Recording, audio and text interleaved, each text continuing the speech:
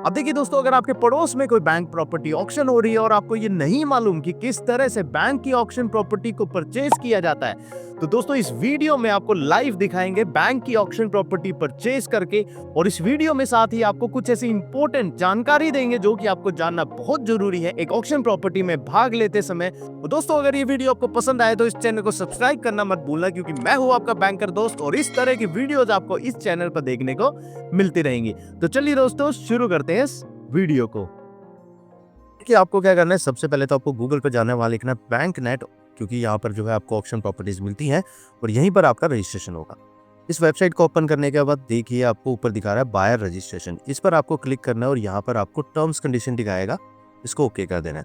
यहाँ पर आपको सबसे पहले अपना ईमेल आईडी लिखना है, तो यहाँ पर हम देखिए ईमेल आईडी अपना लिख लेते हैं bankiton23@gmail.com और यहाँ पर वेरीफाई ईमेल पर आपको क्लिक करना है। तो आपके पास एक OTP आएगा ईमेल पर, वो OTP आपको जो है यहाँ पर डालना है। यहाँ पर देखिए OTP हमारा जा चुका है, यहाँ पर हम OTP डाल लेते हैं। ये देखिए हमारा OTP आ चुका है, हमने OTP डाल लिया है। इसके बाद देखिए नीचे आपको मोबाइल नंबर डालने को बोलेगा, ऐसे ही आपको यहाँ पर मोबाइल नंबर डालना है और मोबाइल नंबर भी आपका वेरीफाई होगा। देखिए OTP आ गया। इसके बाद देखिए यहाँ पर आपको जो है यूजर टाइप में कई सारे ऑप्शंस आपको दिखाएगा। सबसे पहले तो हम पासवर्ड बना लेते हैं, तो ये पासवर्ड आपको क्रिएट करना है।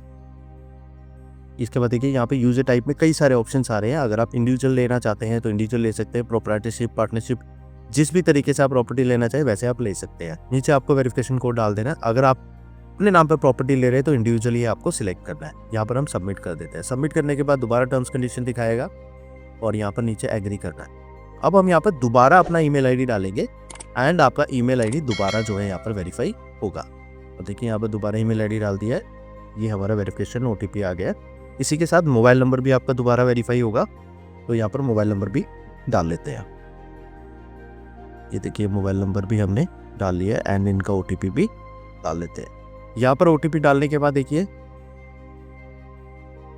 नीचे I agree to terms and condition करना है एंड आपको देखिए दोबारा पासवर्ड यहाँ पर क्रिएट करने को बोल रहा है। ये दोस्तों 2 बार आपको प्रोसेस करना पड़ेगा, तभी आप जो है लॉगिन कर पाएंगे। और यहाँ पर हम दोबारा पासवर्ड क्रिएट कर लेते हैं एंड नीचे यूजर टाइप में हम सिलेक्ट कर लेते हैं इंडिविजुअल एंड वेरिफिकेशन कोड डाल के हम सबमिट करते हैं। सबमिट करने के बाद देखिए यहाँ पर जो है हमारा प्रोफाइल क्रिएट हो गया है। अब हम वेरिफिकेशन कोड डालते हैं दोबारा एंड सबमिट कर देते हैं। यहाँ पर देखिए दिखा रहा है प्रोफाइल आपका क्रिएट हो गया और हमें ये डॉक्यूमेंट्स अपने पास रखने हैं, आधार, पैन, सेल्फी और बैंक अकाउंट की डिटेल। यहाँ पर स्टार्ट eKYC आप करेंगे। स्टार्ट eKYC करने के बाद यहाँ पर देखिए आपको आधार नंबर से आपका जो है डिटेल्स प्रोसेस होगा। तो यहाँ पर हम पहले आधार नंबर अपना डाल लेते हैं एंड आपको नीचे जो है फिर नेक्स्ट पर क्लिक करना है। यहाँ पर आपको एक आधार OTP आएगा, वो आधार OTP आपको यहाँ पर डालना है। देखिए आधार OTP हम डाल लेते हैं एंड सबमिट करते हैं।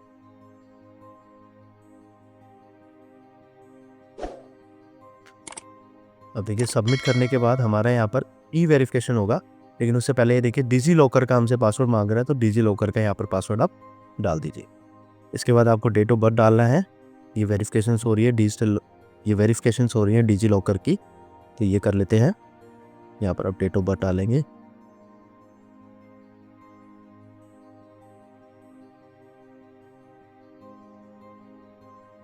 एंड कंफर्म करेंगे। यहाँ पर देखिए सिक्योरिटी पिन आपको एक चूज करना है, तो वो आपको जो है एक सिक्योरिटी पिन यहाँ पर आप सिलेक्ट कर सकते हैं। हम इसको डन कर देते हैं। इसके बाद देखिए ये हमारी डिटेल्स जो है फेच कर रहा है।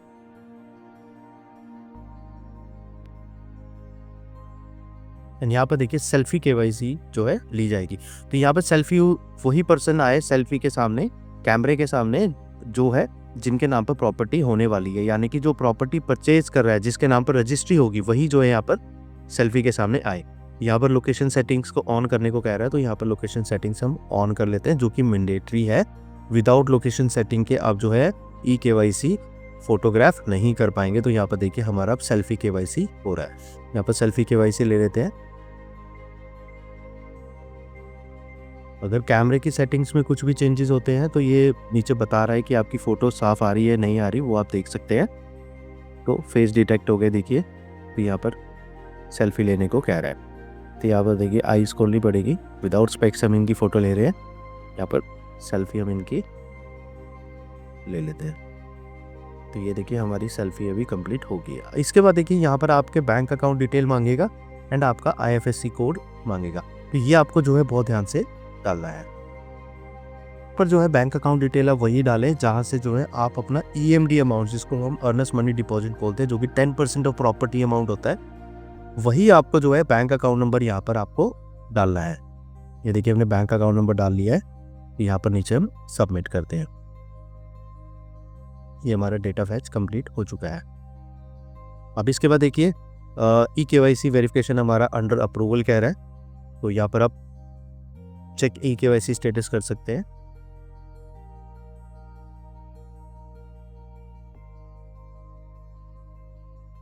तो देखिए हमारा eKYC का स्टेटस हमारा सक्सेस दिखा रहा है। यहाँ पर कुछ डिटेल्स हमें डालने को बोल रहा है, तो वो डिटेल्स भी हम यहाँ पर डाल लेते हैं एंड नीचे कंप्लीट करते हैं प्रोफाइल रजिस्ट्रेशन।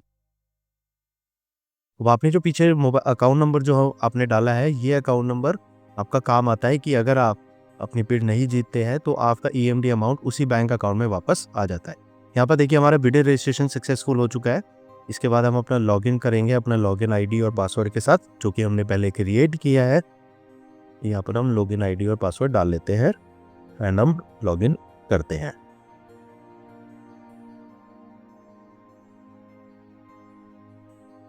यहाँ पर देखिए हमारा लॉगिन हो गया है। यहाँ पर हमारे पास OTP आएगा, जो कि हमारे मोबाइल नंबर पर भी आएगा और हमारी ईमेल ID पर भी आएगा, तो वो हम यहाँ पर डाल लेते हैं। इसको हम सबमिट करते हैं।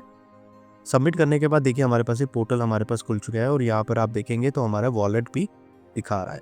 यहाँ पर हमारे वॉलेट में अभी जो है बैलेंस हमें 0 दिखा रहा है। तो हमें क्या करना है, EMD अमाउंट हमें अभी जमा करना है, जो कि प्रॉपर्टी का 10% होगा।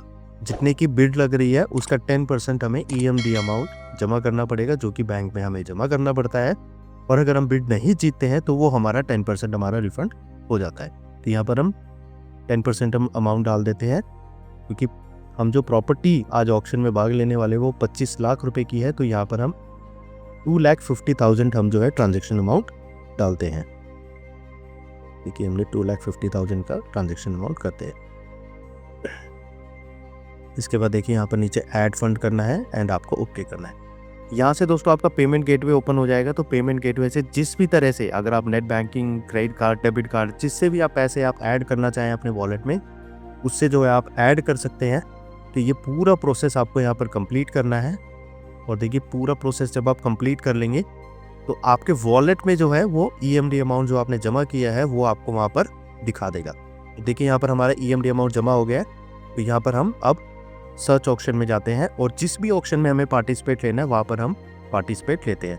तो जो भी प्रॉपर्टी आपने चूज़ कर रखी है उसका ऑक्शन ID आप यहाँ पर डाल सकते हैं, या फिर बाकी डिटेल्स डाल के भी आप सर्च कर सकते हैं। देखिए हमने ये प्रॉपर्टी सिलेक्ट की थी जो कि 25 लाख की थी, तो यहाँ पर पार्टिसिपेट पर क्लिक करते हैं।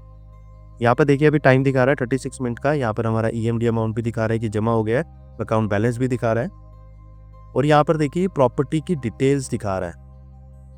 अब देखिए दोस्तों, जब भी आप ऑक्शन में भाग लेते हैं तो आप प्रॉपर्टी डिटेल्स जो है वो बहुत ध्यान से आप चूज करें और यहाँ पर पे करेंगे, हम ओके करते हैं। हमने EMD अमाउंट हमने जमा कर दिया है, तो अब जो है हम यहाँ पर पार्टिसिपेट कर पाएंगे ऑक्शन में। तो यहाँ पर हम क्या करते हैं, पेमेंट रिसीप्ट पहले डाउनलोड कर लेते हैं और हम चेक कर लेते हैं। देखिए यहाँ पर EMD अमाउंट हमारा जमा हो गया है और ऑक्शन ID भी उसमें दिखा रहा है, तो इसको हम अपने पास कहीं पर भी सेव कर लेते हैं।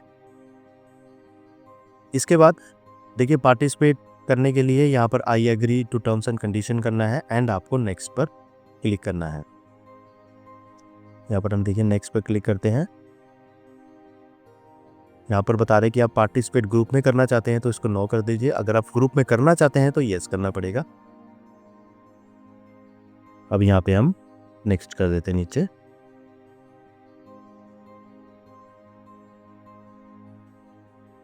अब देखिए यहाँ पर जो है सभी डिटेल्स हमें दिखा रहा है। यहाँ पर एक्सटेंशन जो है करंट 0 है, यानी कि अभी जो है कोई भी एक्सटेंशन नहीं स्टार्ट हुआ है, क्योंकि बिडिंग ही स्टार्ट नहीं हुई तो एक्सटेंशन नहीं हुआ है अभी तक। यहाँ पर देखिए रिजर्व प्राइस दिखा रहा है, इंक्रीमेंट प्राइस दिखा रहा है, EMD अमाउंट दिखा रहा है। यहाँ पर देखिए बिड हिस्ट्री भी आप देख सकते हैं कि अगर इस प्रॉपर्टी की पहले बिड लगी है तो उस बिड में मैक्सिमम बिड कितने की लगी है, मिनिमम बिड कितने की लगी है और रिजेक्टेड बिड्स कितनी है वो भी आप यहाँ पर चेक कर सकते हैं। अब देखिए यहाँ पर हमें पूरी प्रॉपर्टी की डिटेल दिखा रहा है, तो इसको ध्यान रखना है। यहाँ पर इंक्रीमेंट कॉम्बो दिखा रहा है दोस्तों। इंक्रीमेंट कॉम्बो आपका काम आता है कि अगर आप अपने बिड इंक्रीज करना चाहते हैं तो कितने इंक्रीमेंट कॉम्बो में आप इंक्रीज करना चाहते हैं। जैसे कि इस प्रॉपर्टी में जो है 10-10 हज़ार रुपये इंक्रीज कर सकते हैं पर बिड, तो यहाँ पर हम कॉम्बो उस हिसाब से सिलेक्ट कर सकते हैं। यहाँ पर देखिए कुछ हमें जानकारी दे रहा है यहाँ पर दोस्तों। ये आपको नोटिस पढ़ना बहुत ज़रूरी है, क्योंकि देखिए जब भी बैंक कोई भी प्रॉपर्टी ऑक्शन करता है तो वो इस कंडीशन पर करता है, as is where is, as is what is whatever is. यानी कि प्रॉपर्टी जैसी है, चाहे फिजिकल पोजेशन में है, चाहे वो सिंबॉलिक पोजेशन में है, या फिर उसके ऊपर कोई भी ड्यूज़ है, या फिर वहाँ पर कोई रह रहा है, तो जिस भी कंडीशन में प्रॉपर्टी है एज इट इज़ बैंक जो है उसको सेल करता है, एज इट इज़ बैंक जो है उसको ऑक्शन करता है। तो यहाँ पर आपको प्रॉपर्टी बहुत ध्यान से जो है सिलेक्ट करनी है। तो यहाँ पर देखिए ऊपर टाइम दिखा रहा है कि 44 मिनट्स अभी जो है पेंडिंग है बिड स्टार्ट होने में।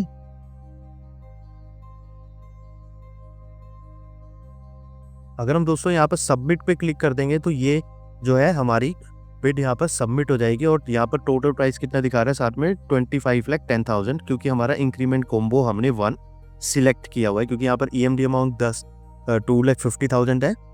और यहाँ पर देखिए अभी थोड़ा सा टाइम अभी पेंडिंग है, तो हम इसको रिफ्रेश भी कर सकते हैं।